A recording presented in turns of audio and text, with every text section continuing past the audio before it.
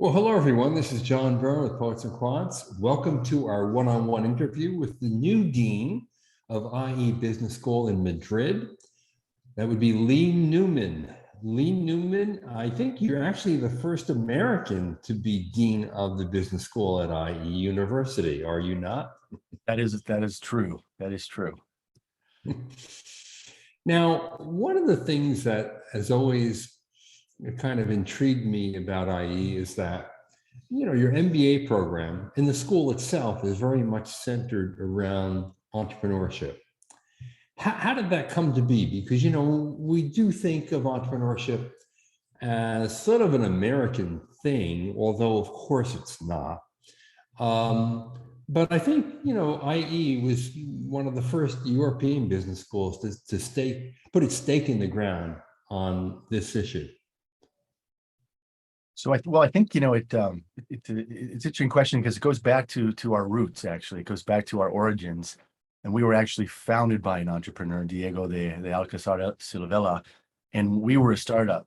So you go back into the early 1970s, and we started from scratch in Diego's vision of creating a global business school located in Spain. And you know better than anybody, John, the difficulties of this kind of reputation-based market and being a new entrant. So to answer your question, I mean, entrepreneurship has always been one of the core strands of our DNA because of where we came from. I mean, because we ourselves were a startup, and so that's something that has been infused in the way we teach and what we teach since our beginning as a business school.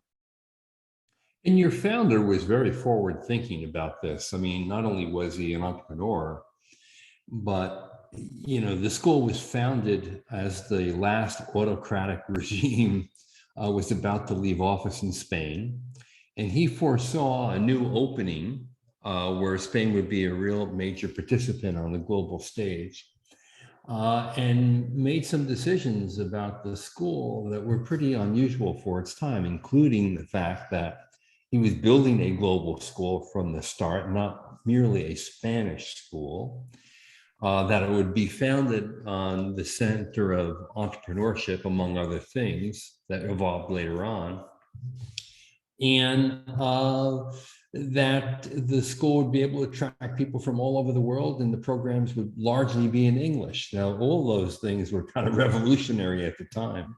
Very much so. Very much so. And I agree. It's quite forward looking because you have to go back to that period of time. And as you said, we were coming out of an autocratic regime, and to recognize that Spain was going to re-enter Europe and take its place with the size of the economy that it has, one of the largest economies in Europe, et cetera. So yeah, it was very forward looking, and some of the things we did early on were focusing on English, which in Europe, outside of the UK, was novel by itself. Less so today, obviously, but back then quite novel.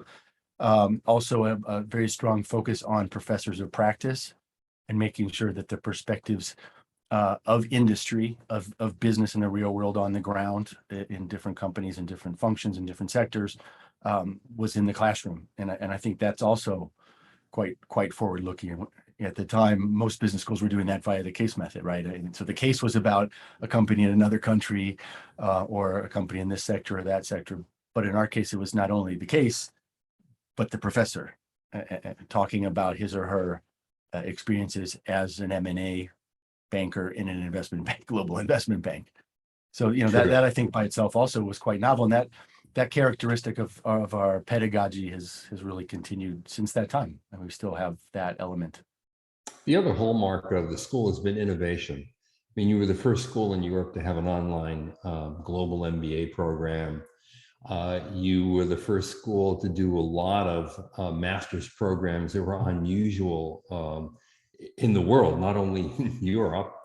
And to this day, you have some really unusual, unique programs. You, in your previous role at the school, created quite a few of these unique programs. Can you talk about a few of those?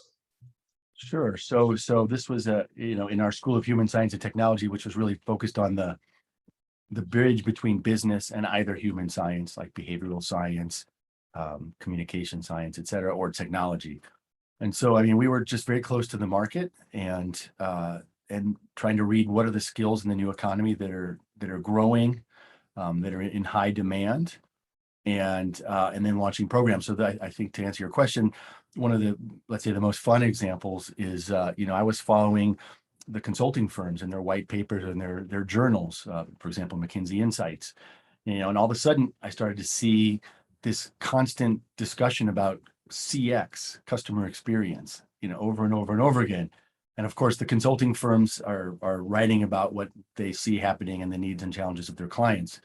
So we launched the first master's degree in customer experience and innovation, which is a master's degree focused entirely on the analysis and design of great wow customer experiences. So that, I think that's a good example of the type of program that we have. And it's a discipline breaking program in the sense that, we know that companies want young professionals or rising professionals who can go into a retail store, and with an entrepreneurial, innovative mindset, analyze what's going on there to make the shopper experience better. Is that business? Yes. Is it design? Yes. Is there ethnography and anthropology in that? I mean, the process of observing people and their behaviors? Absolutely. Is it communications? Yes. Is it tech? Yes. So, companies don't actually care what discipline it is. They just want someone who can do that job well. So we're anti-disciplinary in that sense, that this particular program, as an example, has all of those different topics that I mentioned, all centered around the business mission of being able to analyze and design great customer experiences. And there are precious few schools in the world that are willing to take out a blank piece of paper and say, what does the market really need? And how can we add value? And I think that is something that IE has done from its very beginning. Agreed. And we continue to do, and the world is, in some sense, the business world is changing at a very high velocity. And for us, that's good. It's challenging, but for us, it's good because I think that's one of our competencies is we're able to track that and move very quickly to launch programs or new content in existing programs that reflect those dynamics.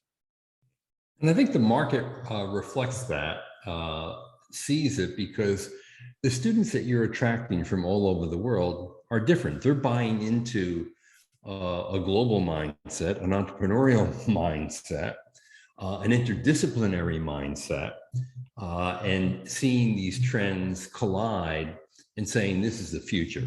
So tell me what kind of students do you get? And give me a sense for the great diversity of them. So I think the most obvious diversity is international cultural diversity. So in a typical classroom of 45 or 50 students, which is what we have in the section, they'll be from 25 or 30 different countries. So that's a lot of fun when you put them together in teams of 6 or 7 people, and ask them under high pressure to do a project and get things done, whether that project is a startup or a marketing strategy or whatever it might be. So a lot of, I guess we might say, friction happens, interpersonal friction happens in that environment.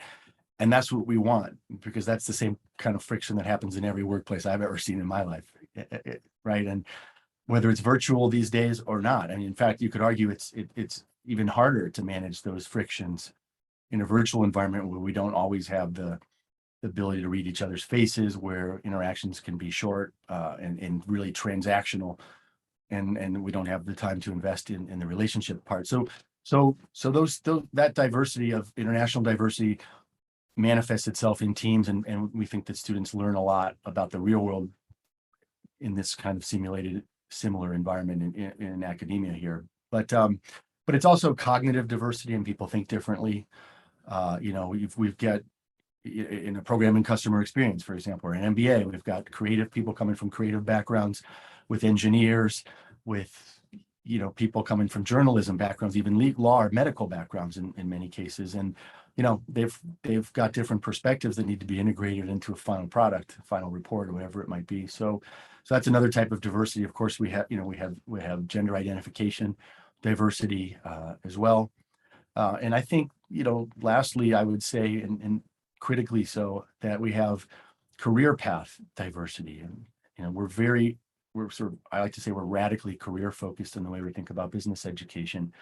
And yes, consulting, banking and finance and tech and marketing are sort of the big three or four.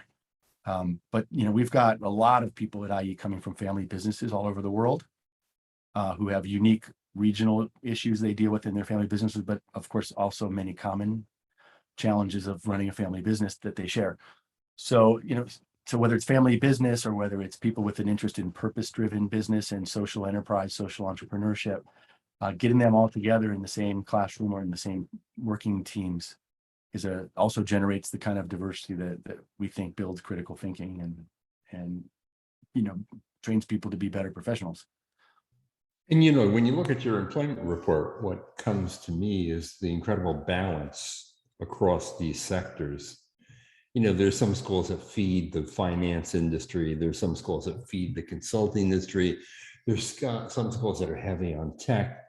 Across the board, you're really funneling your students out into so many different areas that there's no single dominant industry that kind of takes over, and you have that whole crowd mentality where everyone wants to go one direction, which is really a great testament to the people you're attracting and what you're doing with them while they're there. Yeah, in entrepreneurship and startups is obviously one career pathway that people follow, which is different than the big ones that you just mentioned. We send quite a few people to the big ones as well, but to your point, I think that if you look at any top consulting firm, just to use the consulting example, McKinsey or pick your favorite consulting firm have bought and acquired all sorts of different firms. I mean, every big consulting firm now has a design firm that they've absorbed. They've got a digital firm they've absorbed. They've got a data science company that they've absorbed. And so what we see is that, we send some students, of course, into the traditional management consultant roles, but we're also sending people into non-traditional roles that are in more traditional industries or sectors like consulting. So designers going to work in the design part of Accenture, or data scientists, business analytics people who are going to work for BCG Gamma or McKinsey Digital or McKinsey Analytics, for example. So even the traditional pathways, I think, have diversified a lot. And so that having diverse students with diverse interests is interesting, because then they do well in getting those kinds of jobs. So Lee, what would you say are the most important programming elements in your MBA program that makes it a great training ground for would-be entrepreneurs? I would say that really we have a very comprehensive approach, and I can clarify what that means, but it isn't only about startup. So yes, I mean, if you want to do a startup, there's many great things about doing that at IE. So we have an ecosystem. We have a venture lab that's basically a mentored accelerator, where any student that wants to do a startup can apply to the venture lab and work with different students from the different schools at IE, including the business school, of course, and do a startup and many, many things in the ecosystem, a network of 70,000 alumni to connect to, who could be investors, advisors, talent.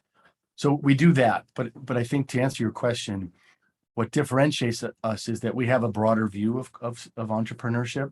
So for us, it's a startups, but it's also a mindset.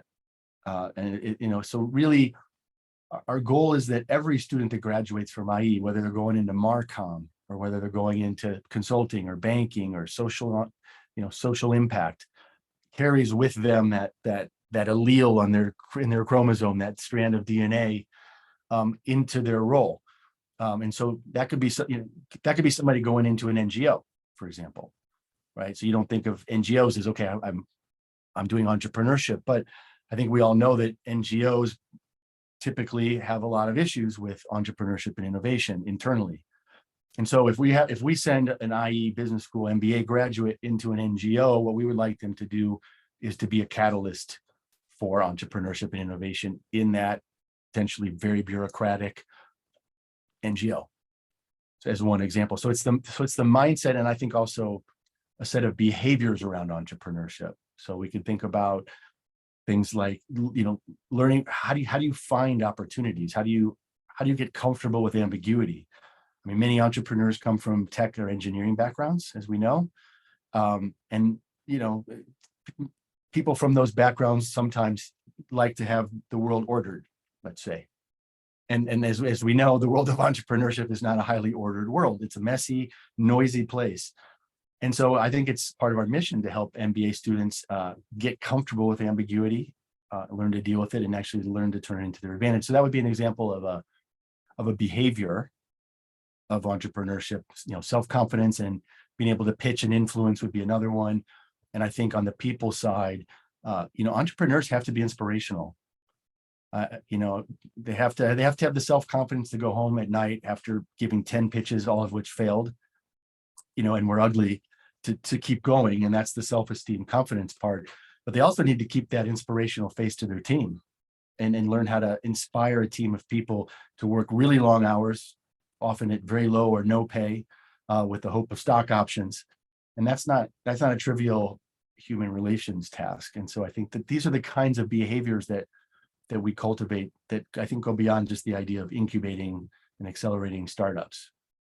Yeah, exactly. And that entrepreneurial mindset obviously is a key component of this, because most of your students aren't starting their companies. You have a high percentage of those that do, far greater than most business schools. But most companies today want people who can think this way, who are naturally innovative, and they're looking at things, you know, with a different view, so that that perspective leads to new ideas and refreshing old ideas. Yeah, and I think that that's where, again, the mindset comes into play, because it's one thing to take a creative person, let's say, or someone who's very generative in ideas, and train them to go into a company and generate those ideas. That's fine. But the thing is that that person without the organizational and social skills, the behavioral skills, is most likely going to fail, and their ideas are going to be in a drawer. Right. And so, you know, so some part of it is the ideas and the inspiration. But I think, as we know from the famous quote, you know, 99% of it is perspiration. And the perspiration is learning to understand the ecosystem that you're in, that you're trying to innovate in. You know, what is the status quo? And looking at the status quo as an enemy, which is how many innovators sort of start, especially junior ones, doesn't get you very far. Right, because you make enemies and your ideas don't go anywhere. So I think it's critical to train innovators, internal entrepreneurs, to be able to sense the political environment, read it, understand the status quo, respect the status quo, understand that status quo got the company and the current group of managers to where they are, and they're proud of it. So what is the psychological process, and how do you communicate in a way that you help carry the status quo and all the people who own it forward with you on your team, as opposed to arguing against them to break the status quo? And I think that is something that very few people are naturally good at. And that's something where I think that the role of a business school is potentially quite valuable. So, Lee, I wonder, obviously, we are approaching the 2-year mark in a worldwide pandemic. I wonder how it has affected, you know, your program and the teaching of entrepreneurship at the school. What kinds of changes did you have to make? What kinds of things didn't you have to do to deliver the quality education that you have? To be honest, we didn't have to do much. I mean, we were, you know, as you mentioned, our history was very entrepreneurial. We were first in many things, and one of the things that we were first in as a business school was blended learning. I mean, way back when I mean, you would never have said online learning, because no one would have taken any of your programs, right? There was no respect for online learning decades ago when we started this. So we went into blended learning very, very early. It was a long path. There was a lot of perception shaping that had to get done. So when the pandemic hit, you know, we had all of the basic infrastructure, and we had the competencies to go online within a week. And it doesn't mean we had all the bumps smoothed out in a week, but for us, it was a question of just, you know, basically installing more televisions, you know, more screens, doing some training of professors who had never taught in a blended or online format. So for us, it was a scale up of something that we were already good at, as opposed to a brand new initiative, which it was for many business schools and universities globally. So we were quite lucky with that. And Yeah, I know all of your classes are in person. Right now, there may be some curtailment of, global immersion types of things, but you're pretty much operating as normal, yeah, except people have masks and they're vaccinated. exactly. And we were pretty much normal last year with some students in particular regions of the world who couldn't come, and we're hybrid, but attending class and on the screen and having conversations with their classmates. Now, let me kind of give you the age-old question: can entrepreneurship be taught?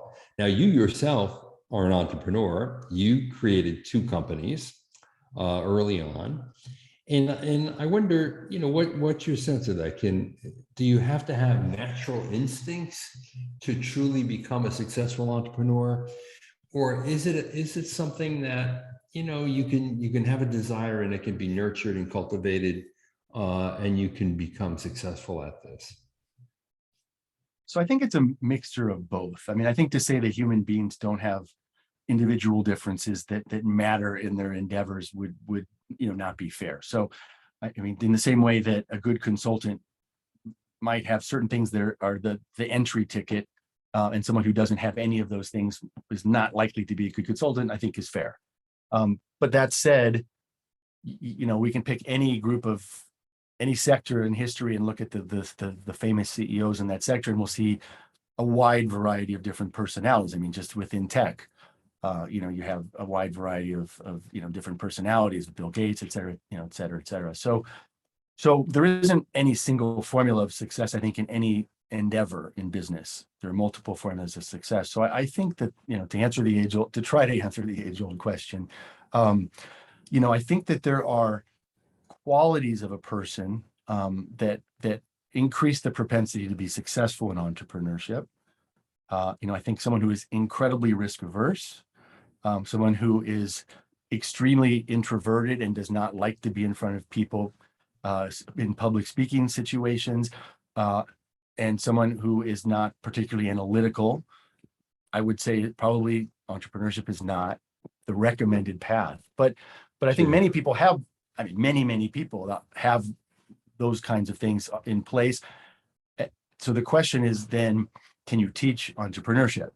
And I think that for many people, yes. And I think part of it is helping people understand that it's not just having a great idea, it's many other things. And that gets back to this idea of, I would say, the psychology of it. It's about understanding what you have to go through mentally to be a good entrepreneur and to survive and to keep going. And I think it's also about these behaviors, these critical behaviors, learning to inspire people, learning to influence and persuade, learning to get knocked down and get back up. But, salespeople are great at that too, right? I mean, those aren't necessarily unique to entrepreneurship, but good salespeople, they knock on a lot of doors, and most of those doors get slammed in their face, and they get back up and they smile and they do it again. So is that for everybody? No. But can that be taught? Can you teach sales? Absolutely.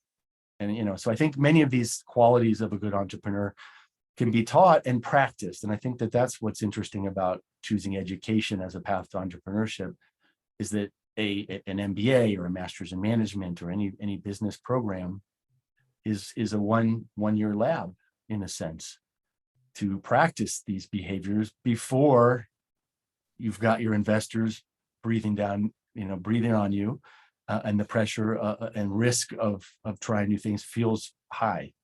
Right. I mean, the other common question is, do you really need an MBA to become an entrepreneur? And obviously the answer is no, but what does an MBA get you?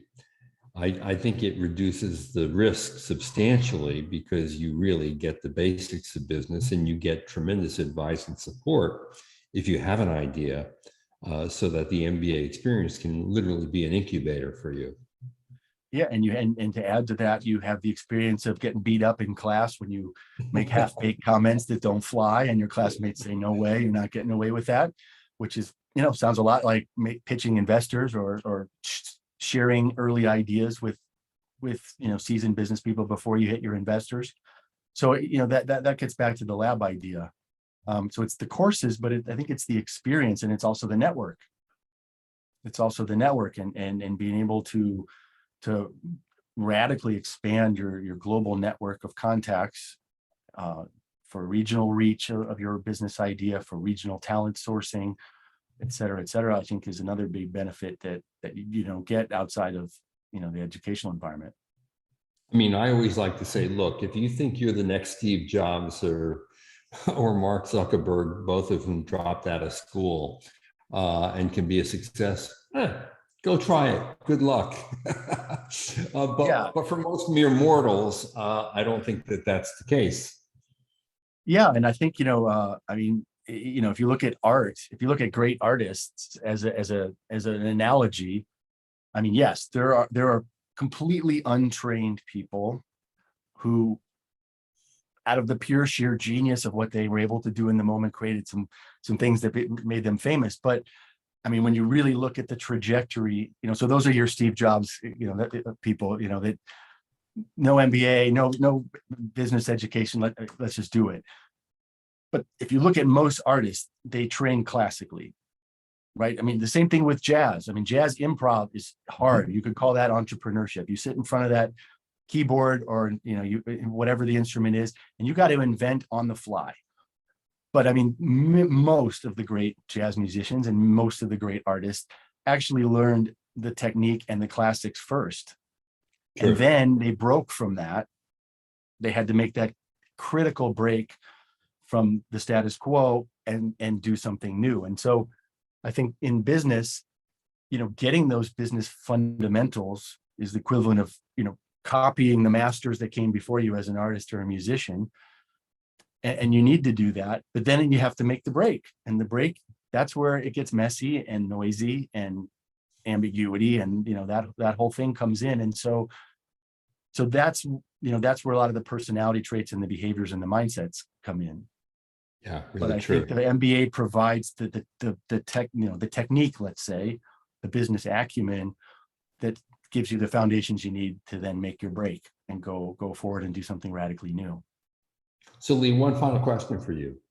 We are in an incredibly uncertain and anxious time. The pandemic, of course, is at the center of that.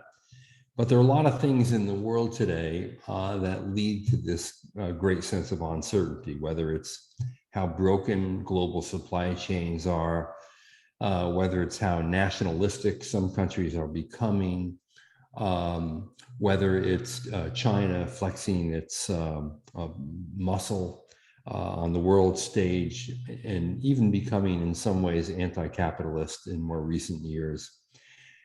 Is that a good time to start a business, or is that a good time to hunker down and go and work for McKinsey or Goldman or Apple or Google?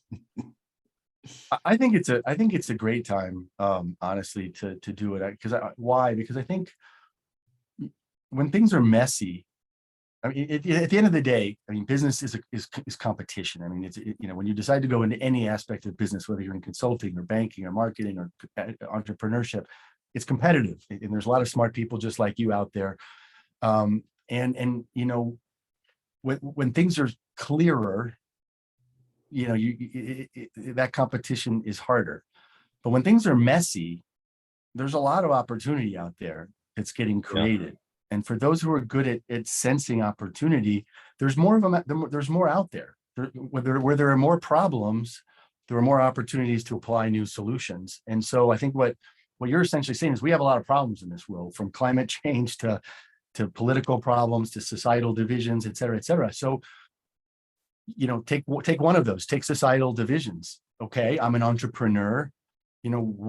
What kind of app or what kind of gamified campaign mechanisms can I use to try to do more equalized grassroots political campaigning, for example? It's endless. You pick any issue and you can start thinking about how you use tech or how you use psychology or what to do something new to take advantage in a positive way of that mess that's been created with that problem. and so when there's more messes, there's more opportunity to sort them out. And I think that is a great moment for the entrepreneur. But again, it requires that psychological mindset of sticking with it and seeing it, looking for it and finding it. So true. Well, Lee, it's been a real pleasure. Thank you so much for joining us today. Really enjoyed this, and I enjoyed meeting you recently in Madrid, face to face. Likewise, it was a pleasure to have you here, and thanks for taking the time to talk to me today. And I'll be back. Fantastic. Look forward to it. And for all of you out there, you should know that Lee is speaking from his new office in the IE Tower, which was just recently officially opened and christened. It's a magnificent campus, a skyscraper campus. The MBA program and the graduate studies are still basically in central Madrid. There's another campus in Segovia, which is magnificent, mainly for undergrads as well as the IE Tower. So Lee, it's been great fun. Thank you. Thank you, John. All right, this is John Byrne with Poets and Quants. You've been watching my conversation with the new Dean of IE Business School, Lee Newman. Thanks for checking in.